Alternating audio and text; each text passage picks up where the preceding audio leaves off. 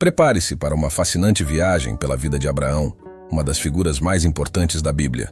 Em nosso vídeo, exploraremos a história de Abraão, que é muitas vezes visto como um místico andarilho, mas na verdade desempenhou um papel crucial como o patriarca, por meio do qual Deus se revelou ao povo judeu. Acompanhe-nos enquanto exploramos sua incrível jornada, suas provações de fé e sua influência duradoura na história da humanidade. Mas antes de começarmos, eu peço a você que, se ainda não for inscrito aqui no canal, se inscreva e deixe seu like para que esse conteúdo alcance mais pessoas, tudo bem? Feito isso, então vamos lá. Provavelmente a imagem mais comum que as pessoas têm de Abraão é a de um místico andarilho, o fundador de uma nova religião. Nada poderia estar mais distante da verdade. Na realidade, ele foi o patriarca por intermédio de quem Deus se revelou pela primeira vez ao povo judeu. No entanto, Abraão não foi, de forma alguma, um frágil eremita perambulando pelas montanhas de Canaã, e sim o equivalente na antiguidade a um sheik beduíno muito rico que governava centenas de súditos e servos. Seu nome era Abrão, mas passou a ser chamado Abraão quando fez sua confirmação derradeira de aliança com Deus. Abrão nasceu entre os séculos 12 e 16 a.C., na cidade de Ur, na Caldeia, uma região no sul da Babilônia, atualmente Iraque, na confluência do rio Tigre com o Eufrates. Ele cresceu em Ur e ali se casou com Sarai. Terá, seu pai, era da 9ª geração dos descendentes de Sem, filho de Noé. A Bíblia nos fala pouco sobre Terá, mas uma tradição rabínica antiga, não bíblica, afirma que ele fazia e vendia ídolos pagãos. De acordo com essa tradição, Abrão, a quem o Senhor revelara que ele era o único e verdadeiro Deus, pegou um machado e destruiu todos os ídolos, menos o maior deles. A seguir, pôs o machado nas mãos do único ídolo que restara. Ele disse a Terá que o ídolo maior destruíra todos os outros. O pai lhe disse que isso era impossível, pois o ídolo não era um ser vivo, mas apenas uma imagem de argila. Abrão, a seguir, perguntou-lhe: "Então por que você adora aquilo que não é vivo e não passa de argila?" Terá teve 3 filhos, Abrão, Naor e Harã. Este último, morto enquanto a família ainda estava em Ur, era o pai de Ló. Terá pegou sua família e mudou-se de Ur, fazendo uma jornada na direção oeste até chegar à cidade de Harã, na Ásia Menor, atualmente a Turquia.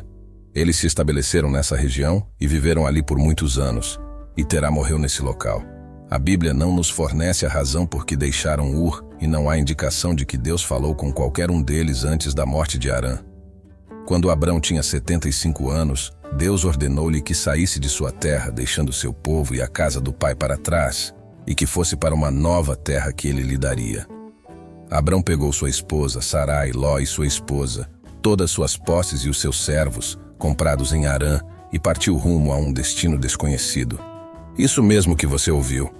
Abrão possuía servos naquela época, e o fato de ter servos indica que ele acumulara, pelo menos, uma quantidade razoável de riquezas materiais. Essa jornada representou um grande ato de fé por 2 razões. Em primeiro lugar, abandonar o conforto e a segurança de uma hora para outra e partir rumo a uma terra desconhecida constituía uma empreitada perigosa e, sem dúvida, assustadora, especialmente naqueles dias. Em segundo lugar, havia a promessa de que Abrão seria o pai de uma grande nação, embora Sarai fosse estéril. Ele viajou até chegar a Siquém, em Canaã. Siquém era um santuário pagão dos cananeus, e foi ali que Deus lhe disse que daria aquela terra a ele e a seus descendentes. Mais uma vez, Abrão só poderia aceitar que aquela terra como a que Deus lhe daria se fosse por um ato de fé. Contudo, ele tinha essa fé e ergueu um altar a Deus em Siquém. A seguir, ele se mudou mais para o sul, chegando por fim ao Egito. Não fica claro se Abrão realmente foi até a região que hoje chamamos de Egito ou simplesmente migrou para a região sul da Palestina, que na época fazia parte do Império Egípcio. Em algum ponto, porém, ele estabeleceu certa relação comercial com o faraó, indicando que provavelmente entrou no delta do Nilo e viajou pelo menos até bem perto da capital egípcia de Mênfis. A grande fé de Abrão era muitas vezes demonstrada por sua aceitação da vontade e da promessa divina e pela construção frequente de altares para oferecer sacrifícios a Deus. Sua migração para o Egito, porém, é um indício de que sua fé fraquejou, assim como sua moral. Os cananeus estavam firmemente estabelecidos na terra, e ao que Abrão não teve fé suficiente para acreditar que Deus tomaria ou poderia tomar a terra para entregá-la a ele. Tendo provado ser fiel ao deixar Harã e vir a Canaã, Ele demonstrou uma surpreendente falta de fé ao abandonar Canaã para ir ao Egito. Abrão, enquanto esteve no Egito, temeu que alguém o tentasse matar para tomar sua esposa, Sarai, por ela ser belíssima. Ele pediu à esposa que dissesse que era sua irmã, não sua esposa. O faraó ouviu comentários sobre sua beleza e pediu que a trouxessem ao palácio. Ele a tratou bem, e Abrão ficou ainda mais rico enquanto estava no Egito. No entanto, Deus puniu Faraó com graves doenças, porque ele a havia tomado para si. Quando Faraó descobriu que Abrão mentira para ele e que Sarai era sua esposa, ele ficou furioso. Ele enviou Sarai de volta a Abrão e expulsou toda a sua tribo do Egito. Após deixar o Egito, eles retornaram para Neguebe, uma região desértica no sul da Palestina, e de lá foram para Betel. Os rebanhos de Abrão e os de Ló cresceram tanto que já não havia pasto suficiente para todos os animais. Houve uma desavença entre os pastores do rebanho de Abrão e os de Ló, então os dois decidiram se separar. Abrão disse a Ló para escolher com que região ele gostaria de ficar. Abrão ficaria com a que sobrasse. Ló escolheu a bacia fértil do Jordão, estabelecendo-se próximo à cidade de Sodoma, na costa do Mar Morto. A Bíblia indica que naquela época tal área era exuberante e fértil, e não o deserto árido que é hoje em dia. Aquele foi um indício não só da generosidade de Abrão e do egoísmo de Ló, mas também do retorno da fé de Abrão. Ele confiou na promessa de que a terra pertenceria a seus descendentes. Assim ele podia aceitar que por ora Ló tivesse o que desejasse. Ele estava disposto a aceitar qualquer coisa que Deus tivesse para ele, e sua fé seria testada e confirmada muitas vezes no futuro. Por causa da fé que Abrão demonstrou, Deus ampliou a aliança. Antes, ele prometera que a semente de Abrão possuiria a terra e seria uma grande nação. Agora ele prometia que Abrão percorreria toda a terra e que sua descendência seria tão numerosa como o pó da terra. Abrão mudou sua tenda para Hebrom e estabeleceu-se ali, usando Hebrom como uma base mais ou menos permanente, embora fosse basicamente um nômade. Houve uma guerra em que os reis de várias cidades-estado formaram uma coalizão e atacaram as cidades ao longo da costa do Mar Morto, incluindo Sodoma e Gomorra. As cidades caíram, e Ló e sua família estavam entre os que foram capturados como escravos. Abrão não se envolvera nessa guerra, mas quando ouviu que Ló fora capturado, reuniu em meio a seu povo um exército de 318 soldados para resgatá-lo. Ele os perseguiu até Dan, onde dividiu suas tropas e atacou quando o inimigo não esperava qualquer oposição. Ele os flanqueou e afugentou, libertando todos os prisioneiros e recapturando todos os espólios retirados das cidades. Ele devolveu tudo ao rei de Sodoma, recusando qualquer recompensa, exceto a reposição do que o povo comera enquanto trazia tudo de volta. Logo depois, Deus reafirmou a promessa da terra e de que Abrão teria um filho. Sarai era estéril, por isso acabou lançando mão de uma lei que dizia que se a mulher de um homem fosse estéril, ele poderia ter um filho com uma concubina. A criança seria considerada filha legítima de sua esposa. Abrão consentiu e aos 86 anos tornou-se pai do filho que teve com Agar, a escrava egípcia de Sarai. Assim que engravidou, Agar começou a agir com insolência em relação a Sarai e a tratá-la com desprezo.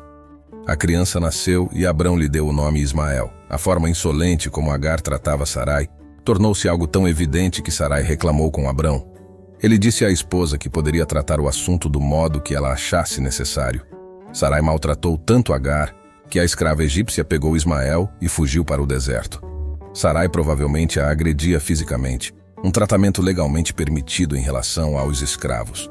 Um anjo encontrou-se com Agar no deserto. Ele orientou a escrava a retornar e submeter-se à sua senhora, prometendo-lhe que os descendentes de Ismael se tornariam uma grande nação. Esse episódio demonstrou outro lapso na fé de Abrão. A promessa foi que Sarai lhe daria um filho. Ele, no entanto, obviamente demonstrou impaciência e duvidou do poder de Deus de cumprir a promessa, especialmente por Sarai estar envelhecendo. Ismael foi considerado filho de Sarai pela lei. Assim não havia nenhum problema legal sobre a herança. Deus, entretanto, prometera que os descendentes do filho de Abrão com Sarai seriam os herdeiros da terra. Quando Abrão tinha 99 anos, Deus apareceu a ele na forma de um anjo e reafirmou a promessa de que Sarai lhe daria um filho. Sarai estava em sua tenda e, ao ouvir a conversa deles, deu uma risada. Por essa razão, Deus disse que o nome do filho deveria ser Isaque, que quer dizer, ele rirá. A seguir, o Senhor disse a Abrão que não mais deveria ser chamado por esse nome, mas Abraão, que significa pai de muitas nações. O nome de sua esposa passou a ser Sara, princesa, em vez de Sarai, briguenta. Em muitas culturas, por milênios era comum mudar o nome de alguém em períodos de grandes mudanças na vida dessa pessoa. Abraão acreditou na promessa, aceitando a admoestação de que não havia nada que Deus não pudesse fazer. O Senhor ordenara que, no acampamento de Abraão, todos do sexo masculino fossem circuncidados, um sinal e lembrete perpétuo da aliança deles com Deus. Por causa da fé que Abraão demonstrou, Deus confiou a ele seu desejo de destruir Sodoma e Gomorra. Abraão argumentou que não seria justo destruir a cidade se houvessem 50 homens justos ali, e Deus concordou com ele. Abraão continuou a barganhar com Deus que, por fim, concordou em poupar a cidade se houvesse 10 justos em Sodoma e Gomorra. Ninguém foi achado justo ali, exceto Ló e sua família, e as cidades foram destruídas. Algum tempo depois da destruição de Sodoma, Sara deu à luz a Isaque. Isso, aparentemente, representou uma grande ameaça a Agar, que até aquele momento acreditava que Ismael seria o herdeiro de Abraão. À medida que Isaque crescia, a tensão entre Agar e Sara também aumentava. E ao que parece, Ismael maltratava, ou pelo menos desprezava Isaque. Sara, mais uma vez, insistiu que Agar e o menino deveriam ser expulsos dali. De início, Abraão recusou-se a fazer isso, mas Deus lhe disse para fazer o que Sara queria. Assim, Abraão entregou água e alimento a Agar e Ismael e os enviou para o deserto. Deus os protegeu e cumpriu a promessa de que Ismael, como Isaque, seria pai de uma grande nação, os árabes. O maior teste de fé que Abraão enfrentou ocorreu no fim de sua vida. Deus ordenou que ele oferecesse Isaque em sacrifício. Esse foi um teste de fé não só para Abraão, mas também para Isaque. Não se sabe a idade de Isaque, mas é possível inferir que o menino, nascido quando Abraão tinha 100 anos de idade, era um garoto forte e saudável com idade oscilando de 14 a 16 anos. Nenhum homem com a idade de Abraão seria capaz de segurar e amarrar um adolescente rebelde. Sendo assim, parece que Isaque também estava disposto a aceitar a vontade de Deus. Quando Abraão estava prestes a cravar sua faca no filho, Deus o interrompeu, dizendo: "Agora sei que você teme a Deus, porque não me negou seu filho, o seu único filho." Deus não precisava fazer isso para saber que Abraão lhe obedeceria, ele já sabia disso. No entanto, Abraão precisava saber o que ele mesmo estaria disposto a fazer. Sara morreu em Hebrom aos 127 anos, enquanto Abraão estava em Berseba. Ele retornou a Hebrom, uma cidade cananeia, para lamentar a morte da esposa. Ele tinha um bom relacionamento com os cananeus, que lhe ofereceram um campo e uma caverna onde pudesse sepultá-la. Ele recusou a oferta, pois não queria aceitar presentes de pagãos. Assim comprou o campo, portanto, tornando-o também propriedade legal de seus herdeiros. Algum tempo depois, ele se casou com Quetura, e pouco se sabe a respeito dessa mulher. Ela lhe deu 6 filhos, e um deles era Midian, ancestral dos midianitas. Por fim, os midianitas tornaram-se inimigos dos israelitas, embora tenha sido por intermédio deles que Moisés aprendeu sobre a fé que fora revelada a Abraão. Enquanto se preparava para morrer, Abraão arranjou um casamento para Isaque. Ele enviou seu servo para escolher uma mulher em meio à sua parentela, os descendentes de seu irmão Naor. Isso manteria a integridade da linhagem familiar, evitando a possibilidade de Isaque se casar com uma cananeia. Esse arranjo para escolher a esposa de Isaque também fez com que o rapaz permanecesse na terra prometida e não fosse exposto às influências pagãs para encontrar sua noiva. Assim, até mesmo em sua morte, Abraão tomou medidas para proteger os 2 maiores aspectos de sua aliança com Deus, a sua terra e sua descendência. Espero que você tenha gostado desse vídeo. Pela sua atenção até aqui, o meu muito obrigado.